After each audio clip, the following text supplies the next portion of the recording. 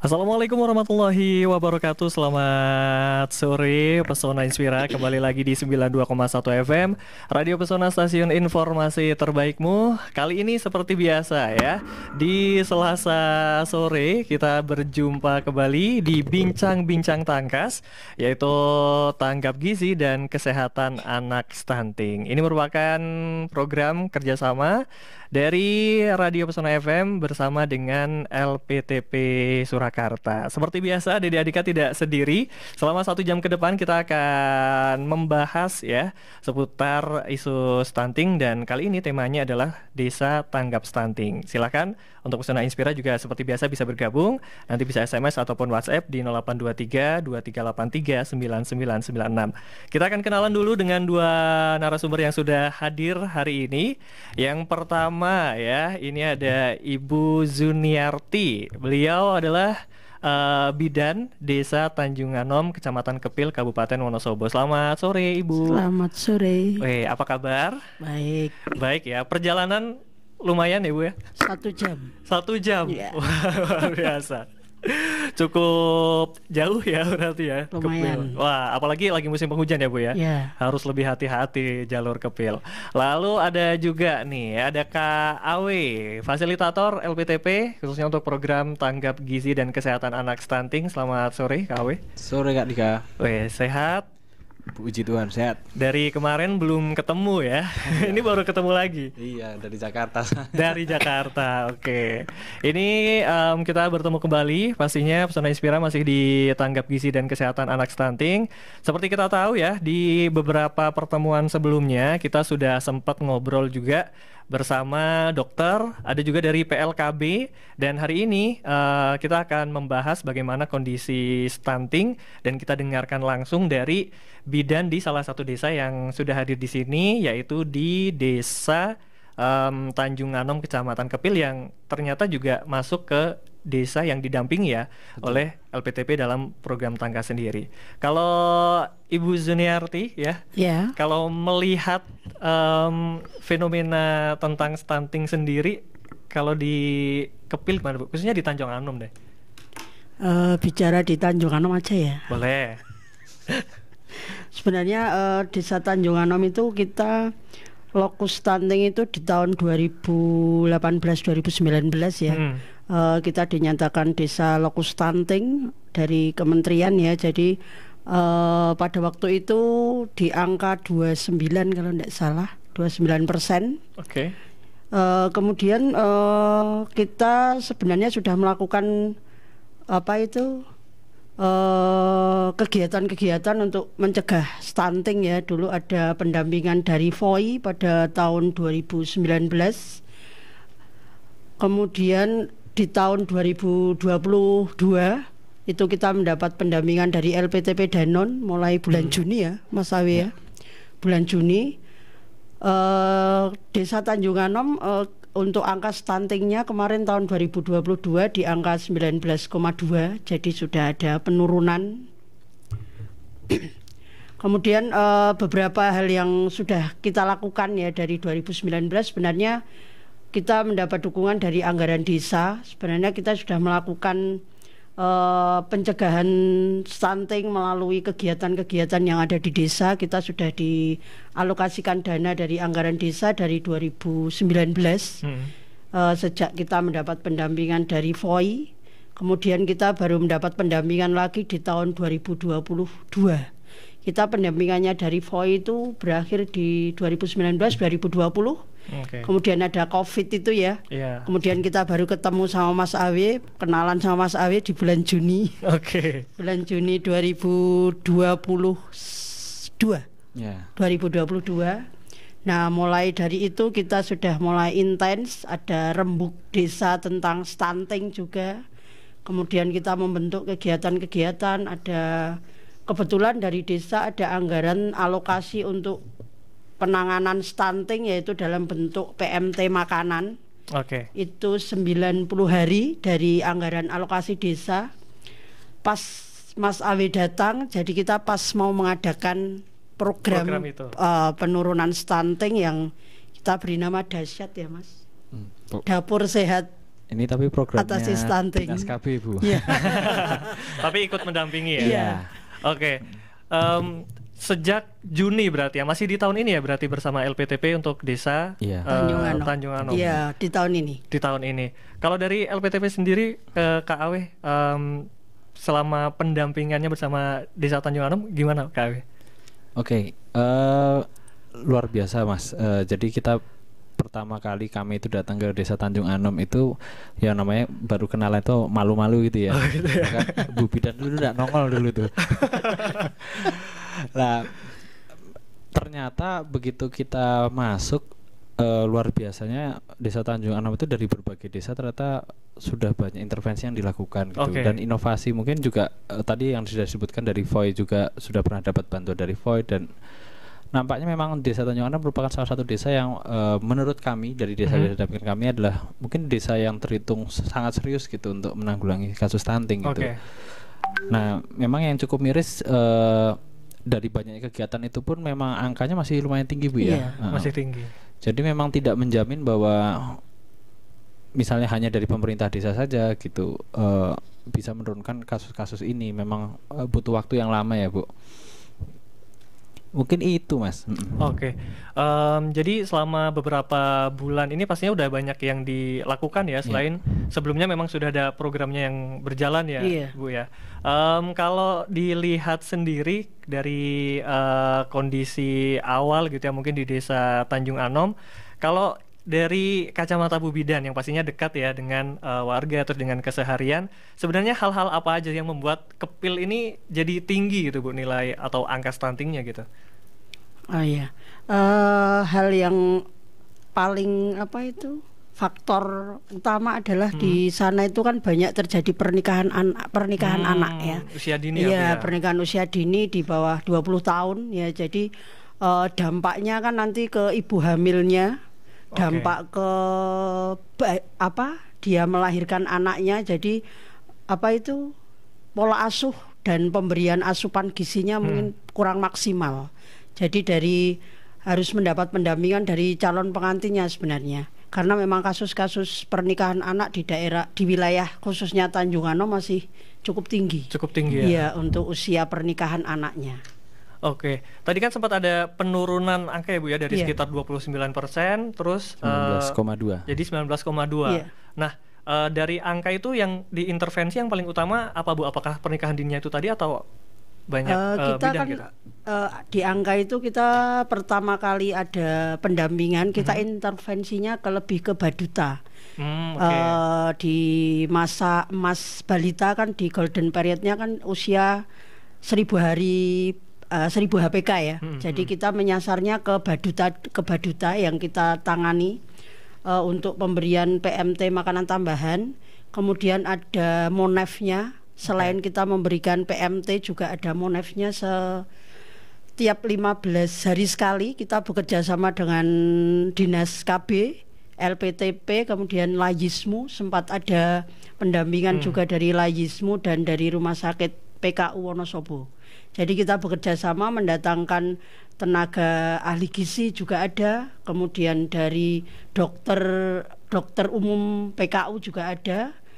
Kemudian selain itu kita memberikan selain PMT dari Monef itu kita juga ada pendampingan edukasi, Mas. Jadi ada edukasi yang diberikan kepada ibu-ibu jadi untuk lebih ke pola asuhnya.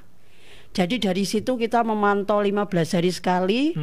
Monefnya dari penimbangan awal, kemudian ada monef selanjutnya akhirnya ketemu pas kita penimbangan serentak di bulan Agustus. Oke. Ya, kalau penimbangan serentak kan keseluruhan. Saya punya 6 dusun. 6 dusun dengan yang didampingi atau yang mendapat alokasi PMT dahsyat itu sebanyak 32 sasaran. 32 sasaran. Oke, luar biasa. Pastinya sebenarnya sudah banyak kerjasama yang dilakukan ya, Ibu ya. Kalau melihat dari antusias warga sendiri seperti apa, Bu? Kan program ini kan terus berjalan gitu ya. Tapi bisa kita lihat ternyata angkanya juga tetap tinggi gitu. Seperti apa, Bu, kalau di desa itu? Kalau antusiasnya sih masyarakatnya kayaknya welcome. Intinya dengan kita mengadakan banyak kegiatan, itu antusiasnya juga dia hadir. Intinya ada undangan yang saya share, walaupun tiap 15 hari sekali kita pertemuan itu alhamdulillah mereka kooperatif. Jadi saya mendatangkan, kalau dulu sebelum ada pendampingan itu kita hanya melulu memberikan PMT saja. Tapi untuk yang di 2022 itu kesannya berbeda. Karena kita ada Monef, ada dari LPTP, Dinas KB, ada edukasi, kemudian ada pemeriksaan yang berkala tiap 15 hari yang dari PKU Muhammadiyah Wonosobo. Itu kan belum pernah dilakukan. Jadi mereka itu antusiasnya tinggi. Karena selain diberikan makanan, selain kita di Monef pengukuran, kita juga mendapat pemeriksaan dari dokter dari Rumah Sakit PKU Wonosobo. Oke, artinya memang program ini bisa diterima dengan baik di masyarakat ya Bu ya? Iya. Oke, luar biasa. Kita akan kembali lagi setelah break sejenak. Pastinya masih di Bincang-Bincang Tangkas, Tanggap Gizi dan Kesehatan Anak Stunting. Pesona Inspira silahkan bisa langsung bergabung bersama kami yang ingin bertanya atau mungkin sharing juga tentang pengalamannya terkait stunting juga silahkan langsung kirim saja di 0823 2383 9996. Kami akan segera kembali. Radio Pesona, stasiun informasi terbaikmu. Kembali lagi Pesona Inspira masih bersama saya Dede Andika di Bincang-Bincang Tangkas, Tanggap Gizi dan Kesehatan Anak Stunting. Kita kembali lagi masih bersama Kak Awe dan juga Ibu Zuni ya. Dan tadi kita sudah membahas sedikit ya seputar bagaimana stunting di Desa Tanjung Anom. Nah kalau Kak Awe, pendampingan di tiap desa mungkin beda-beda ya. Kalau di Tanjung Anom sendiri seperti apa pendampingan bentuknya gitu? Oke. Kalau di Tanjung Anom sendiri sebenarnya kita berharapnya semua sama ya Mas. Iya. Cuma karena memang banyak desa dan SDM kami memang terbatas, akhirnya memang beberapa yang kami ambil yang jadi fokus gitu. Salah satunya di Desa Tanjung Anom. Nah kalau di Desa Tanjung Anom sendiri yang membedakan dengan mungkin beberapa desa yang lain, karena kita ada pendamping intensif seperti tadi yang Bu Suni ceritakan. Jadi karena LPTP Danau sudah bermitra dengan pemerintah, salah satunya juga kita diminta teman-teman dari KB untuk mengawal program dahsyat itu yang dapur sehat. Ya akhirnya memang eman-eman ini apa ya bahasanya eman-eman nih. Kalau misalnya hanya pemberian makanan saja itu kan apa eman-eman tadi ya? Eman-eman bahasa Indonesianya apa ya? Sayang gitu ya? Sayang gitu. Akhirnya memang kita fokus gimana dengan ada program itu kita bisa masuk di pendampingan karena kalau bisa kan jangan sampai kami datang itu membawa program sendiri, nanti Dinas KB punya program sendiri, Dinkes juga punya program sendiri, padahal sebenarnya tujuannya sama. Nah makanya yang kita lakukan tadi salah satunya lebih memperdalam pendampingan ke orang tua akhirnya. Ya seperti tadi pembenahan posyandu itu memang kami dan Bu Zuni ini berkoordinasi untuk merubah pelayanan posyandu di Desa Tanjung Anom itu untuk menerapkan sistem 5 meja. Dan luar biasanya Bu Zuni ini berani menerapkan karena beliau komandonya para kader ya. Jadi berani menerapkan di semua dusun. Nah itu sebenarnya satu nilai plus gitu ya, yang mungkin saya masih agak jarang dapatkan di desa-desa lain gitu, karena melihat Bu Suni baru kita ketemu di monitoring dahsyat aja, tahu sudah kita replikasi aja ke semua posyandu gitu. Ekstrim sekali. Memang akhirnya lambat laun memang ada perubahan Bu ya, dari pelayanan maupun dari orang tua itu akhirnya begitu kita kadang nanya itu memang sudah mulai ada perubahan, terutama perubahan memahami posyandu itu gitu. Sudah mulai anakku gimana sekarang, yang dulu mungkin judes Bu ya, terus datang sudah mencucut gitu ya, datang mencucut gitu ya, terus ditimbang nangis pengennya cepat ambil PMT pulang. Nah sekarang sudah agak berbeda, jadi sudah mulai dibiasakan oleh teman-teman kader untuk memberikan edukasi. Itu salah satu. Yang kedua juga kita juga selain pendampingan soal kesehatan, kita juga sebenarnya menggerakkan masyarakat, salah satunya di Dusun Meranggen yang ada di Desa Tanjung Anom. Kebetulan juga kemarin Dusun Meranggen kita ada kegiatan media tour juga dari Jakarta, dari berbagai media itu untuk melihat bagaimana masyarakat itu bisa gotong royong bersama-sama untuk tanggap gizi ini. Nah yang dilakukan salah satunya adalah mengajak masyarakat untuk menginisiasi pertanian di pekarangan. Oke. Nah, jadi pembuatan kebun-kebun gizi itu yang kemarin cukup masif di Dusun Meranggen. Nah, mungkin nanti Mas Dede dan teman-teman bisa main ke sana gitu. Bisa ya. Sekalian liputan Bu saya Bu. Iya. Betul. Bisa ya. Ya, bisa Bisa. sekali itu. Oke, kalau Bu Zuni sendiri, Iya. pastinya kan pendampingan ini kan silih berganti ya Bu ya. Kalau ya dampaknya sendiri seperti apa Bu? Apakah memang sangat signifikan gitu ketika ada pendampingan? Karena mungkin seperti tadi pernah Kak Awi sampaikan juga, kalau dari pemerintah aja sulit ya. Mungkin kalau Ibu Zuni sendiri juga lebih sulit lagi gitu Bu. Iya. Dampaknya gimana Bu dengan adanya pendampingan ini? Iya. Dengan adanya pendampingan itu dampaknya sangat terasa sekali. Jadi yang tadinya kita kegiatan posyandu itu kadang hanya datang, timbang, terus kita mengadakan edukasi, tapi edukasinya kan kita secara keseluruhan, itu pun tidak intens ya. Jadi dengan adanya pendampingan yang programnya Tangkas ya Mas ya, programnya Tangkas dari LPTP itu memang sangat mengena sebenarnya. Jadi ibu itu datang tidak hanya ditimbang selesai pulang, tapi kita melalui proses. Jadi kita bisa melakukan edukasi bayi balita, maksudnya bayi person secara personal, tidak edukasi secara kelompok lagi. Kita memang di dusun yang tadi dikatakan Mas Awi, di Dusun Meranggen itu kan kita posyandunya integrasi dengan BKB. Jadi dulu sudah dilakukan, tapi sebelum posyandu kita BKB dulu. BKB dulu itu kan per kelompok kalau BKB ya. Kalau sekarang lebih intensnya ke balitanya, per satu ibu mendapat edukasi yang berbeda. Jadi permasalahan balita itu kan berbeda-beda Mas. Iya. Kadang ada yang berat badannya tidak naik 2 bulan atau 3 bulan, kemudian permasalahannya susah makan. Yang satunya permasalahannya berbeda. Jadi kita memberikan edukasinya juga berbeda. Jadi kelebihannya kita di 5 meja itu kita edukasinya benar-benar satu kader kita ajari untuk seperti itu. Jadi kita edukasinya per ibu masing-masing balita. Itu sudah baru kami kembangkan untuk semua dusun ya Mas. Di 6 dusun. Nanti kita belajar dari program dahsyat. Dari situ kan kita ada yang namanya rekam pemeriksaan Mas. Jadi saya mengembangkan biar Mas Awi setelah mungkin selesai pendampingan di Tanjung Anom ada intinya kayak ada tinggalannya ini loh. Dulu kita pernah didampingi dari LPTP. Jadi saya kerjasama dengan Mas Awi, kita mengadakan pendampingannya tidak hanya di satu dusun atau di yang 32 sasaran tadi, tapi kita menyeluruh ke 260 balita yang ada di Tanjung Anom. Jadi ada rekam pemeriksaan sendiri. Jadi kita bisa kader ataupun saya bisa melihat kalau anak itu misalnya tidak naik berat badannya 2 bulan atau 2 bulan terakhir anak itu menderita sakit, kita sudah bisa melihat semua. Punya datanya langsung, tidak harus membuka data yang kemarin-kemarin.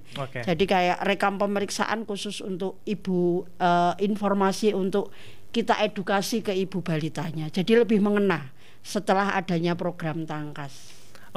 Itu kan berarti kader juga harus dibekali ya. Harus dibekali ya Bu. Kita tahu sendiri pada kader itu kan dari berbagai macam latar belakang ya Kak Awi ya. Betul. Iya. Nah, tantangannya gimana Bu? Karena pasti akan sulit gitu untuk orang tua percaya misalkan untuk membekali para kader ini, seperti apa Bu? Ya kita memang tidak waktunya memang membutuhkan waktu ya. Kita ketemu di bulan Juni.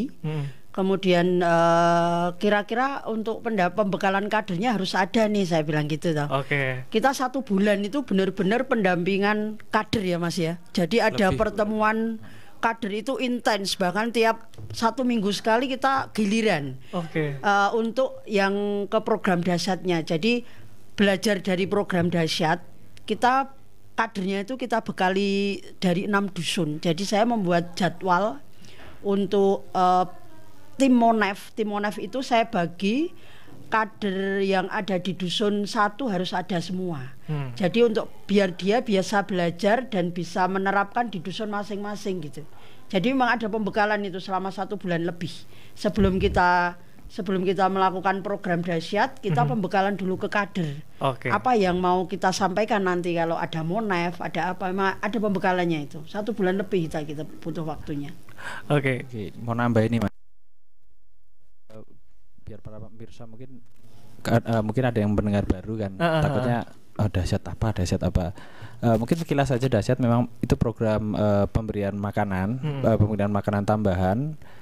Namanya Dapur Sehat Atasi Stunting. Itu memang konsepnya dulu itu memang kader diminta, tidak cuma kader ya, masyarakat diminta memasak untuk masyarakatnya juga. Jadi untuk keluarga yang terdampak beresiko stunting dimasakkan oleh kader-kadernya. Nah, kadang saya juga mikir, maksudnya apakah semua desa harus melakukan itu kan? Tadi kita kalau misalnya kembali ke tema kan, ke desa tanggap stunting gitu ya. Nah, menurut saya itu adalah salah satu cara untuk menangani jangka pendeknya dulu, karena tetap anak-anak di bawah 2 tahun kan butuh diintervensi. Nah, salah satunya dengan pemberian makan. Cuma kalau hanya diberikan makan yang tadi saya sampaikan, sayang gitu, karena begitu program selesai yang sering terjadi kebiasaan makan yang dulu yang jelek akan terulang lagi karena sudah nggak didampingi kader. Nah, di momen itu program desa itu kan pelaksanaannya 90 hari Mas. Nah, pada saat di Desa Tanjung Anom, berangkat dari pengalaman program dahsyat di desa-desa yang pernah kami dampingi. Nah, itu kita mikir bagaimana kalau selama 90 hari ini yuk kita ngajak kader, kita buat posyandu percontohan dengan administrasi yang baik, dengan SOP yang baik gitu. Toh juga masyarakatnya nggak banyak karena kan sasarannya nggak semua masyarakat. Nah, tadi yang Bu Suni sampaikan itu selama 90 hari memang kader kita aja itu setiap mau melakukan monitoring kita kumpulkan, diskusi, evaluasi kemarin apa kurangnya, terutama di soal konseling, pemberian konseling, cara penyampaian konseling. Kalau pembekalan ilmu dasarnya iya, terus di sistem 5P plus SOP-nya. Nah, dari pelaksanaan itu salah satunya memang yang akhirnya terjadi highlight-nya kami itu penggunaan rekam pemeriksaan ini kayak rekam medis cuma di posyandu Mas. Ini hal yang mungkin terdengar wah itu bukannya sudah ada ya gitu ya. Kami pastikan sebenarnya banyak proses pencatatan yang dilakukan di desa itu belum maksimal gitu. Akibatnya kadang gampangannya misalnya saya dari kecamatan minta Bu Suni tolong data posyandu ini mana anak yang begini mana yang begitu gitu. Itu karena prosesnya lama gitu. Nyari data nyari catatan dulu gitu ya Bu ya. Akhirnya kita berangkat gimana kalau kita buat diary nih masing-masing orang tua. Jadi dia datang punya masalah tercatat. Besok tercatat lagi. Nah, akhirnya bisa tahu progresnya. Atau enggak misalnya Bu Suni paling ekstrim orangnya misalnya bandel disuruh ayo kamu harus ke dokter gitu periksa J kan gitu ya biasanya. Nah, kalau perlu rekam medisnya nanti dibawakan gitu, bukan rekam medis rekam pemeriksaannya dibawakan untuk nanti dimintakan paraf ke dokternya. Jadi memastikan masyarakat ini yang sudah diberikan konseling juga menjalankan yang harus mereka lakukan. Nah, ini yang sebenarnya jadi cukup unik gitu kok di Desa Tanjung Anom karena bisa dilakukan. Lalu kan kita udah tahu ya sebelumnya ada KIA juga gitu. Perannya berarti saling melengkapi atau gimana dengan adanya rekam pemeriksaan itu? Saling melengkapi. Karena KIA pun jujur memang tidak semua informasi bisa tercatat di sana. Dan juga tidak semua tool itu bisa dipakai oleh kader. Akhirnya kita cari titik tengahnya nih, di mana kita nggak menghilangkan aspek KIA karena KIA itu sangat penting. Tapi juga di satu sisi administrasi kader itu selain dia nyatetnya gampang, buat dia memberikan konseling biar gampang gimana salah satunya kita buat ibaratnya lembar-lembar pemeriksaan tadi, dan juga ada beberapa tools buat kader untuk lebih gampang menyampaikan ke orang tua. Dan ini berjalan dengan baik Bu Zuni? Alhamdulillah. Iya. Ini sudah diterapkan di sudah. Kita intinya kalau buku KIA kan tetap digunakan ya Mas, karena memang panduan kita kan pakai buku KIA. Jadi kita edukasinya selain untuk catatan rekam pemeriksaan itu kan ada di posyandu masing-masing. Jadi itu tidak dibawa pulang si ibu. Itu rekam pemeriksaan yang ada di pos. Kemudian kalau buku KIA kan dibawa pulang ibu balita. Jadi kita setiap bulannya punya PR perkembangan Mas ceritanya. Ceritanya kita punya PR perkembangan. Jadi setiap edukasi setelah Konsultasi. ibu itu punya masalah apa, Iya. kita edukasi. Kemudian ada PR. Jadi di buku KIA itu kan ada catatan perkembangan sesuai dengan umur. Iya. Jadi misalnya si ibu anak itu umur 1 sampai 2 tahun, kita bukakan di halaman tumbuh kembang anak usia itu. Jadi di situ kan ada kegiatan yang mencentangi buku KIA. Selama ini memang masih agak jarang ibu yang memperhatikan seperti itu. Jadi Oke. kita mulai dari situ, kita kasih PR. Nanti bulan depan kita lihat lagi, Bu, PR-nya ada dikerjakan atau belum. Salah satunya itu. Jadi biar ibu itu mengecek perkembangan anak dari buku KIA. Jadi itu masuk di PR kita di Posyandu ya, Mas. Jadi Oke. setiap ibu punya PR satu-satu, kan umur anak itu beda-beda.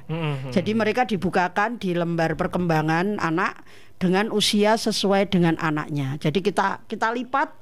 Besok bulan depan kita tanyakan, kalau belum dicentangi berarti kan belum memperhatikan si ibu Oke, itu. iya. Nanti bulan depan lagi diingatkan, dibuka lagi sama kader di meja 4. Jadi didampingi sama saya juga itu. Jadi tiap bulannya nanti kita mengecek apakah sudah dikerjakan atau belum. Oke, menarik karena jadinya ini per ibu itu udah fokus dengan masalahnya Iya, sendiri ya. masalahnya sendiri. Iya ya, fokus penyelesaiannya seperti apa, Iya. langsung tertuju kepada si anak untuk dilakukan ke depannya harus seperti apa. Nah, ini masih prototipe atau sudah dilakukan di banyak tempat, Kang? Kebetulan kalau di beberapa desa yang tahun ini melaksanakan program dahsyat yang kami dampingi, memang sudah kami arahkan untuk menggunakan itu. Cuma memang pasti semua desa itu punya caranya masing-masing. Iya. Nah, kebetulan saja yang hanya di desa Tanjung Anom ini, Mas, kebetulan Bu Sun ini mau melepas sistem yang lama. Oke. Terus benar-benar ya sudah, kita pakai ini aja. Karena memang tadi yang disampaikan Bu Sun itu yang menarik. Sekarang nggak cuma kita ngecek orang tuanya nggak teki apa enggak gitu ya. Iya. Tapi jadi kadernya juga, karena kita akan bisa tahu kader mana yang tidak melakukan tugasnya, itu akan kelihatan. Oke. Nah, itu nanti bisa jadi evaluasi bersama gitu. Oke. Jadi kayak menciptakan ini ruang kerja yang sehat tuh makin enak ya, Bu ya. Iya. Betul. Oke. Jadi Posyandu itu kan tidak bosan cuman datang, Gitu timbang, aja. dapat makanan, pergi gitu loh. Ketambahannya sama ini dari rekam itu sebenarnya, Mas. Kemarin kalau yang di sesi kemarin kan ada Mbak Naila dari PLKB. Iya, ya. PLKB. Mungkin sudah menyinggung soal tim pendamping keluarga TPK. Iya. Mereka kan salah satunya punya tugas visit. Memang diakui kinerjanya di lapangan memang masih butuh banyak itu ya, Bu ya, Iya. perbaikan memang. Nah, dengan adanya rekam ini sebenarnya ini bisa nyicil, Mas. Oke. Kalau kadang kader itu malas untuk melakukan visit. Nah, sebenarnya kan tujuan visit itu kan memberikan konseling langsung. Nah, ini sudah dilakukan di Posyandu. Jadi sebenarnya kami berharap bisa, satu, meringankan tugas kadernya, kedua juga untuk follow up-nya juga semakin detail gitu. Jadi kader datang ke rumah itu sudah tahu mau nyampaikan apa nih gitu, kasusnya apa nih gitu. Oke, luar biasa. Kemarin benar ada Kak Naila ya, PLKB kepil betul. juga ya, Bu ya? Iya, kepil. Iya, kepil juga. Nah, perbedaannya seperti apa, Bu, antara PLKB terus perannya, ada bidan desa juga Ibu Zuni, itu sebenarnya seperti apa, Bu, kalau di lapangan gitu prakteknya? Prakteknya kalau yang di lapangan kemarin Mbak Naila juga mendampingi ya dari Iya. Dinas KB Kecamatan Kepil, mendampingi, ngasih materi yang perlu disampaikan, kemudian dia ikut di Monef Monef juga. Jadi partisipasinya juga sangat mendukung untuk kegiatan kami. Oke, artinya banyak memang kegiatan yang dari awal tujuannya sama ya? Iya, Ke tujuannya AW ya? sama sebenarnya. Kita sering sekali, Mas Didi, nemu di desa itu PLKB mau melaksanakan pelatihan kader. Nah, dari puskesmas, dari wilayah Bu Bidan puskesmas itu juga ada pelatihan kader gitu. Oke. Nah, dulu, bukan tahun ini, dulu itu sering sekali habis dilatih ini kok dilatih ini lagi. Nah, yang kita takutkan kadang udah dilatih A, ya besok ya dilakukan pelatihan yang sama tapi pesannya B. Oke. Nah, harapan kami sih kita lakukan bersama. Nah, tinggal bagaimana daripada menghabiskan waktu banyak pelatihannya, bagaimana kita mendampingi kadernya langsung di lapangan. Itu kalau untuk kader gitu. Oke, artinya memang di desa ini jadi salah satu konsen ya, karena nilai atau angka stunting di beberapa tempat, khususnya di Kabupaten Wonosobo memang tinggi di beberapa desa-desa tertentu ya, Ibu ya.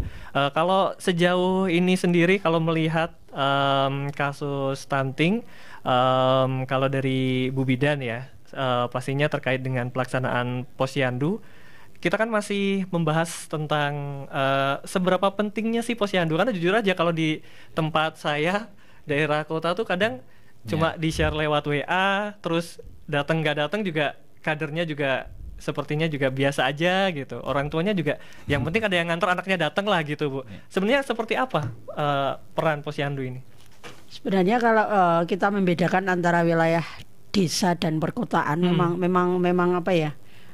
Terlihat sekali kalau perkotaan kan mereka sibuk dengan kegiatan masing-masing.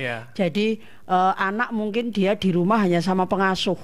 Nah, jadi kadang partisipasi ke posyandu memang kalau di daerah perkotaan agak kurang ya. Kalau di desa kan kesempatan untuk kita berkumpul, bermain.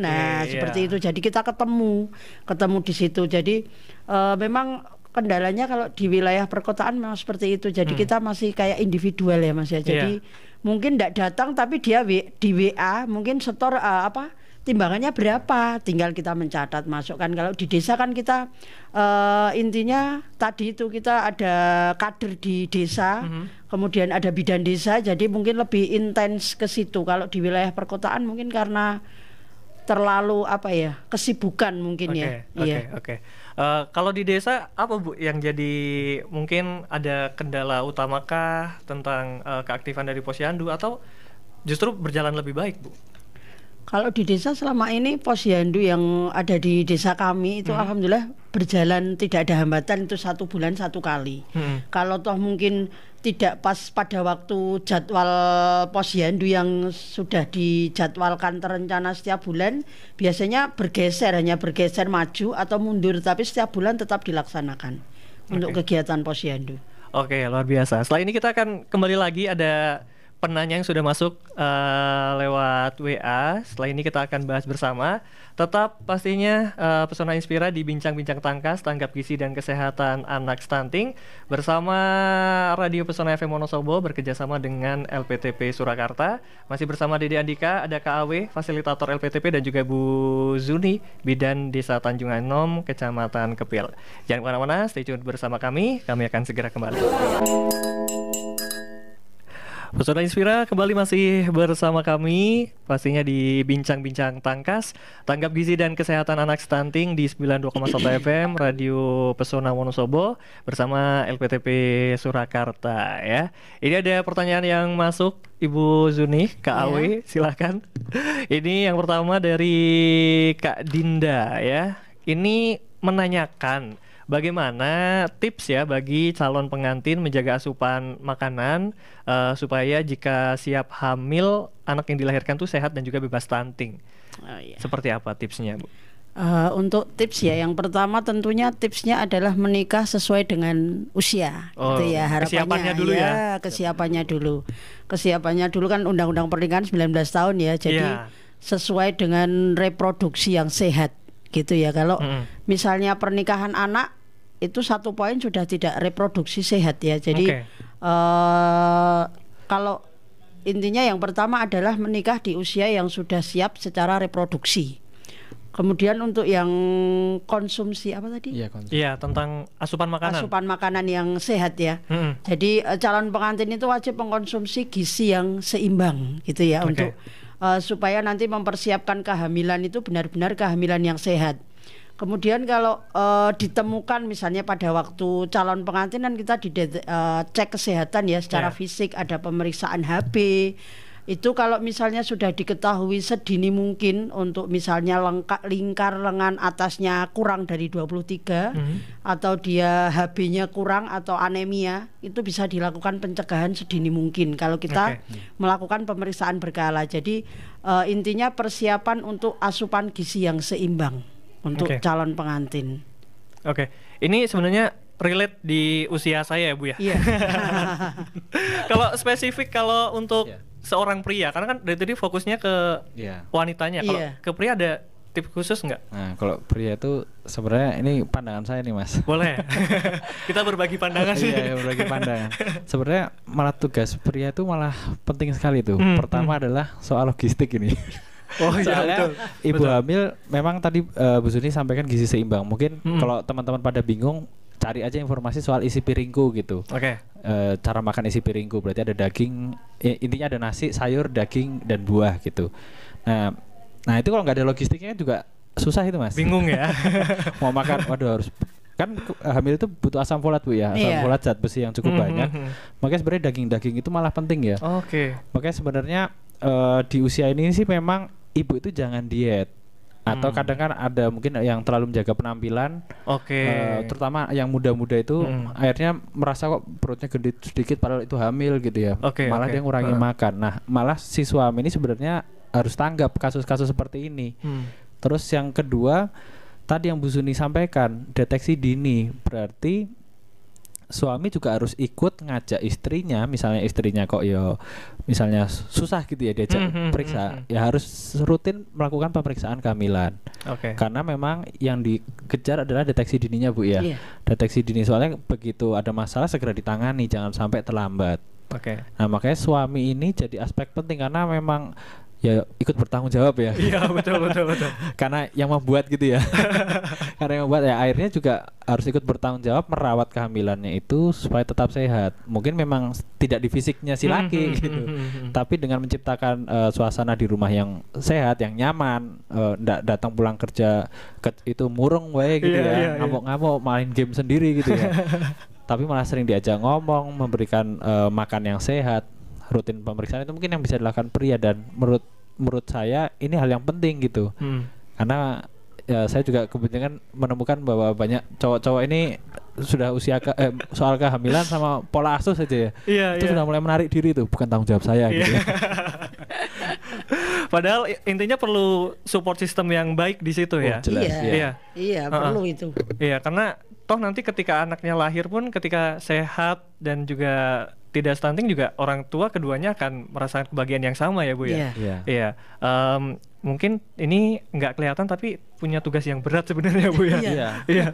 Walaupun mungkin di lapangan itu intervensinya kebanyakan ke putri ya. Iya. Tablet tambah darah untuk putri, anemia untuk putri, lingkar lengan untuk putri gitu. Tapi jangan lupa si cowok ini yang punya peran penting. Punya peran supaya si istri hamil gitu ya. Makanya harus bersiap gitu, memenuhi kebutuhan dan sebagainya gitu. Oke, luar biasa. Ini jadi emang secara fisik kebanyakan di wanitanya ya. Iya, tapi untuk menuju ke sana memang peran pasangan utamanya prianya ini juga emang harus jadi support system yang baik juga. Luar biasa. Pertanyaan yang kedua baru masuk, ini tadi udah kita singgung sedikit. Ini ada dari Mas Rizal ya. Kenapa di daerah perkotaan ini orang sulit ke posyandu? Seperti ada stigma gitu. Kalau ke posyandu tuh kurang keren gitu katanya. Coba apakah ada perbedaan Bu antara fenomena ini ketika di desa dan juga di perkotaan? Sebenarnya tidak ada ya. Sebenarnya tidak ada. Memang tingkat partisipasi masyarakatnya aja yang kurang kalau di wilayah perkotaan. Sebenarnya tidak ada perbedaan posyandu. Posyandu itu sebenarnya kan malah untuk kita bisa melihat tumbuh kembang anak. Tapi kalau di wilayah perkotaan kan memang mereka mungkin sudah memasukkan anaknya ke apa ya namanya? PAUD. PAUD, tapi yang mungkin agak lebih keren. Jadi di posyandu dianggapnya tidak keren. Padahal sebenarnya keren juga itu posyandu. Mungkin ini ya, kalau yang saya lihat kok di lingkungan saya ya Mas ya. Ini kok di lingkungan saya mungkin ada nilai yang sebenarnya dari generasi di atas kita mungkin khusus soal kesehatan anak ini, yang soal posyandu ini tidak diturunkan gitu. Makanya saya melihat penting juga ya ternyata mbah kita, ibu bapak kita itu untuk mengajarkan soal ini, karena posyandu itu lebih banyak manfaatnya daripada daripada masalahnya gitu. Ditambah lagi gratis Bu ya. Gratis. Apalagi gratis gitu. Sekarang kita aja misalnya yang dewasa aja mau ngecek kesehatan aja harus bayar Mas. Iya, betul. Nah, di posyandu dilakukan secara gratis gitu. Nah, terus yang selanjutnya itu bagaimana bentar. Saya kok tiba-tiba grogi gitu ya. Oke. Terus yang kedua itu perbedaannya adalah mungkin memang karena kesibukan di kota, masyarakat di kota lebih cenderung banyak bekerja ya. Ibunya berkarir, bapaknya berkarir. Nah, akhirnya mungkin anaknya mungkin anaknya itu jadi diasuh ya. Nah kadang mungkin dapat pengasuh yang baik akan tetap datang ke posyandu gitu. Nah tapi yang di sisi yang lain mungkin ada juga yang nggak tahu ya, karena mungkin karena kalau di lingkungan saya Mas ya, itu banyak juga orang yang ekonominya tinggi itu ya, ekonominya bagus itu dengan mempekerjakan babysitter itu malah jadinya terlalu protektif gitu kan. Malah tidak dibawa ke posyandu, itu yang sebenarnya saya sesalkan, walaupun sejatinya memang kalau khusus pemantauan pertumbuhan dan perkembangan, selama orang tua itu melakukan membawa anaknya untuk diperiksa secara rutin, itu sebenarnya sudah cukup Bu ya. Sebenarnya kuncinya di situ dulu gitu. Nah cuma ya takutnya di perkotaan itu kan lebih banyak yang tidak diperiksa ini ya.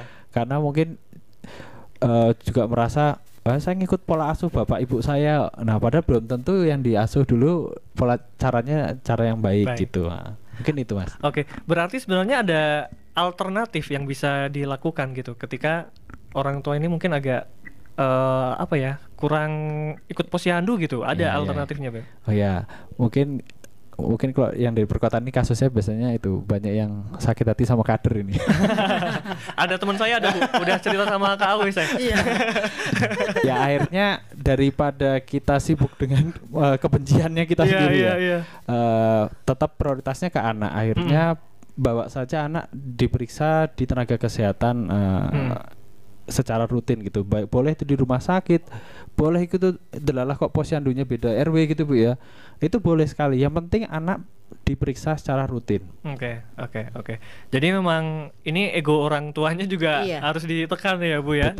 Karena kepentingan tumbuh kembang si anak harusnya di atas semua permasalahan itu tadi kan. Kita sudah di penghujung acara kita hari ini. Pertanyaan terakhir buat Ibu Zuni, Kak Awe.